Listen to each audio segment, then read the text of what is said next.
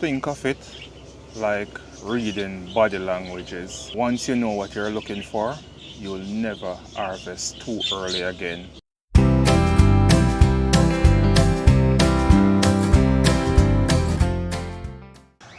Hey guys, welcome back to the channel. Country Mara here. Did you know that the taste of your vegetables and fruits from your garden can change drastically depending on when you harvest them? That's what we're going to talk about in this video. Before we move on to that, let me just show you guys what's happening with my seedlings over here. These are some peppers.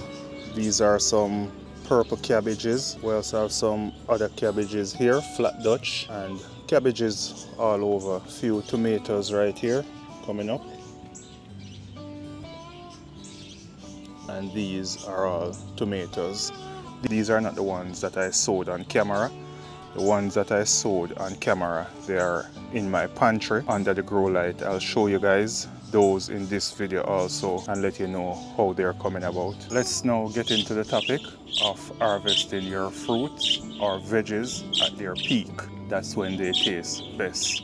Just imagine harvesting a cucumber that is crunchy, juicy, and packed with flavor versus biting into a cucumber that is bitter and has some tough seeds in it. Timing is everything, and today I'm going to show you why. What if mastering the perfect harvesting time can take your veggies and fruits from average tasting, mouth-watering? What would you say about that? So in this video, we're going to be diving into a few smart, science-backed tips that can help you to harvest your fruits and veggies at the peak time when they're bursting with all those flavors. These aren't just random guesses. We're talking about growth phase, visual cues, and a few tips you won't hear anywhere else. So come with me. If you're still wondering why some homegrown veggies don't taste as good as they look, stick with me in this video and I'll explain more. Here's the thing, most gardeners guess when to harvest, and even seasoned gardeners get excited and harvest too early at times. And sometimes life just gets into the way for them and they just can't do any better. They end up harvesting late also. So let's talk about a popular one, and that's tomatoes. If you pick your tomatoes too early, they're going to be mealy and sour. Not a good tasting tomato you're going to be harvesting. If you pick them too late, they're going to be mushy and the skin is going to be like paper or plastic at times. That's what we don't want. Sometimes they will even split. Even though splitting isn't always caused by picking your tomatoes late, but most times that's a water issue or a watering issue. Same thing goes for zucchini. Harvest them too early and you get no flavor. Harvest them too late and you will be harvesting some baseball bats. Why does this really happen?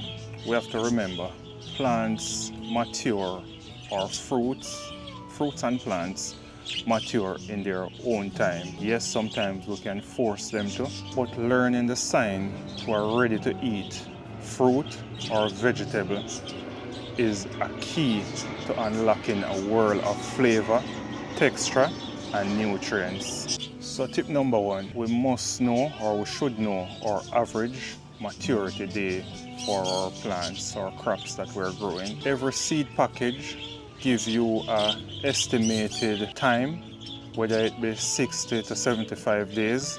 You can use that as a benchmark. It is not gospel, but it's a good place to start. So don't rely on the seed package alone for when to harvest. You have to take a few things into consideration. You have to take watering, soil type, variety, the variety that you're growing, nutrition and sunlight. All these things we just definitely have to take into consideration when thinking about harvesting. So for example, if you're in zone 9 or 10 and had an early spring, most likely your tomatoes are going to ripen a week or two before others.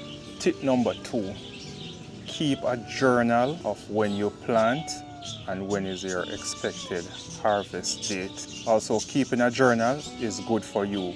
Make your own journal. My journal from my backyard won't work for you in your backyard. So ensure that you keep track of things in your garden each year that you plant. So you have to create your own journal. I can't create a journal for you. I can create a guide. However, your journal is going to be more accurate for your location, your backyard, and what you're planting. So next one, learn visual, physical cues. And we're going to talk about cues right now because your veggies will tell you when they're ready. Let's start with tomatoes. When tomatoes are ready, they slightly give when you squeeze in on them. The color normally get deep. So whether it's a red tomato, a black tomato, or a purple tomato, it starts to have a very deep color, and it is easily pulled from the plant. The moment you just touch and twist, it separates from the stem. For cucumbers, they have a bright color also, bright green most of the time, firm to the touch. When the cucumber is too young, it can be a bit spongy. However, when it's ready, it has a firm feel, and most of the cucumbers are normally in the same size range. They are consistent in size. So that's it for cucumbers. Leaving your cucumbers on the vines for too long, plants will start shutting down, stop bearing, and your fruits will start getting bitter. For your peppers, I'm not sure how well you guys are seeing this one. They get glossy skin, deepening colors, and even the green ones turn shade when ripe. So when they're ready, this is how they look, glossy. That's how your pepper should look for you to know when they're bursting with flavors. Here's a Mayan pepper, and this one is glossy. Look at the green ones, they're also glossy. So these are all ready, but I'm going to be leaving them on the plant for a few more days. For your melons, to know when they're ready, the node closest to the stem right here of the melon, that node right there, it should be fully dried up. Ensure that your nodes are fully dried, then you know that your watermelons are ready to be harvested. For your okras, younger is always going to be better.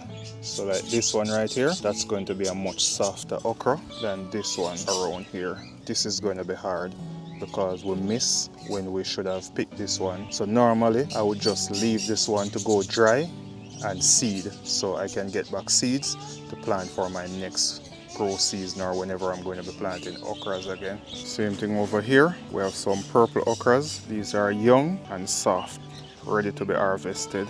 For your lettuces, they should have a firm head but not tight enough to bowl, so they shouldn't be feeling like a cabbage. Your lettuce shouldn't be as a cabbage is. Also, the leaves should be crispy and not floppy. However, that also depends on nutrition and watering and the time of day that you're going to be harvesting. Most veggies, it is best to harvest them first thing in the morning because they are not stressed. They're coming from the cool of the night and they are holding on to most of the nutrients at that time before they start giving off anything to resist the heat throughout the day. Think of it like reading body languages. Once you know what you're looking for, you'll never harvest too early again. Maybe you will harvest late because you don't have the time to, but you'll never harvest too early again where your fruits and veggies don't have any flavor. And next thing, you can taste for training. Train yourself, taste your plant or your vegetables and fruits at different stages. Not many people talk about it, but it also depends on how you like your fruit or veggies. So as you grow, taste them. Get a feel of what they're like at different stages so you know when to harvest to suit your needs. Let us get back to tomatoes. You can pick a tomato early and taste that tomato. Know what it is like or allow it to ripe off the tree. Know what it is like. Then you can pick one in the time period that I've mentioned, and you can also allow one to be overripe on the tree and pick it and know what you like also. Do the same thing with your green beans, cucumbers, and even your carrots. Just test some before, wait until the right time you can test some, and test some after they say it can be harvested, and you will know what tastes best to you, because we all appreciate different type of food. So as I said before, when you're harvesting, try to harvest most of your veggies in the morning, because in that period, anytime before 10 in the morning, they are more hydrated. The afternoon sun can cause wilting and bitterness in your veggies and fruits most of the time. This is also true for your leafy greens and herbs. These are the times that I propagated a few months ago, showing you guys, and here they are filling out this basket that I have here. But whenever I want time to use, I try to get them in the morning when all the flavor and aroma is still in the time, not when the sun is beating down on it and it is fighting back and putting up all defenses against the sun. That's when you don't get a flavorful time. Plants have rhythm. When they're producing fruits, they use up a lot of energy. If you don't pick those fruits in time, the plants will start turn to seeding. So it is like a survival mechanism where the plants is saying that, okay, I've done what I'm supposed to do now, so it is survival time. So I have enough seed to pass on. So that's how they just shut down and stop fruiting. So you have to keep harvesting and allowing your plant to keep fruiting. This is especially true with beans, peas, basil, cucumbers, many more, but those are just a few that if you don't harvest them in time, these plants will shut down on you. So regular harvests equal continuous production and better tasting fruits. Hence, I always tell you guys, if you have a plant that you can harvest from or every 3 to 4 days, it is much better than a plant that you're going to just be taking one big harvest from and that's it. So know how you're planting, and I'm going to give you guys some more tips on how to plant to be harvesting every week. Not harvesting like you're going to the farmer's market, but harvesting to feed you and your families. So in the gardening community, this is referred to as timing based on purpose. You're going to harvest your veggies based on how you use them in your household. So if you want fresh salsa, pick your tomatoes just as they ripen on the vine. If you're making sauces, wait for deeper ripeness or even overripe. That is better for your sauces. So if you're going for stir-fry beans, pick them when they're a bit tender.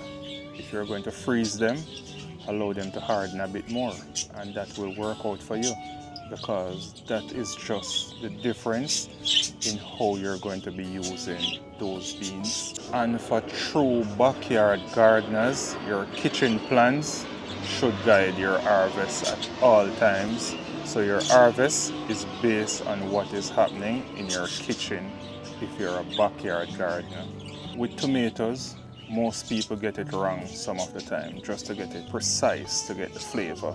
Most people pick when red. However, the key is to feel the texture of the tomato and stem release, how easily that tomato falls off in your hand. So now, remember, watch the days to maturity, but don't trust them blindly. Do your own checks on your fruits and veggies. Use color, touch and size as your harvest clues also.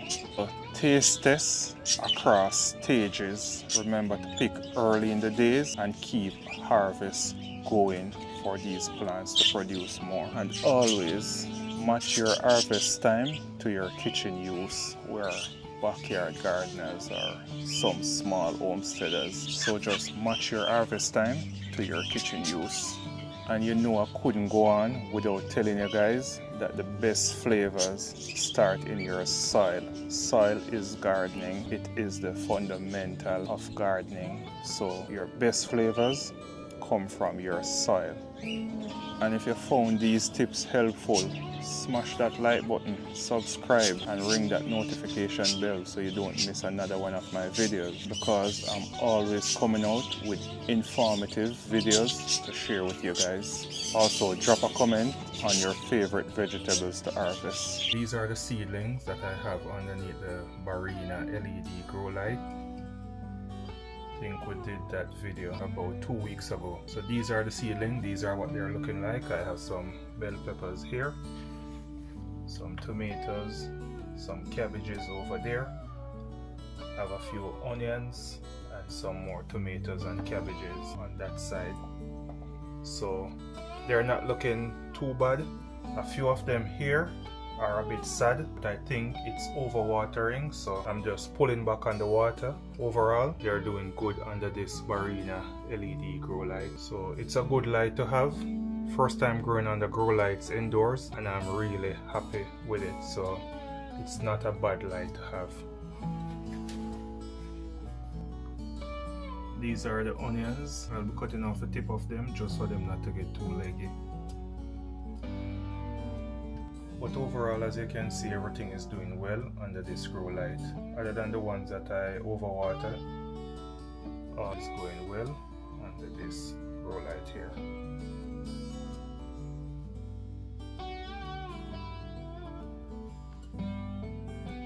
So that's it from Country Morrow. God bless you all. See you in the next one. Cheers.